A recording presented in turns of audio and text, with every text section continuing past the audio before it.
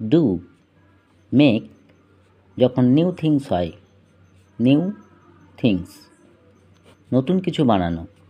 Do যখন activity বোঝায়, কোনো কাজকর্ম বোঝায়। ড্যাশ এ কেক কেক তৈরি করো, নতুন জিনিস। নতুন জিনিস হলে মেক। এক্সারসাইজ ড্যাশ এক্সারসাইজ এটা অ্যাক্টিভিটি, তার জন্য হবে do do exercise. A cup of tea এক কাপ চা করো, এটা নিউ থিং। নিউ থিং হলে make make a cup of tea. Money টাকা রোজগার করা, make money. Dishes cup plate ধোয়া, কাপ প্লেট ধোয়া এটা অ্যাক্টিভিটি, তার জন্য হবে ডু ডিশেস।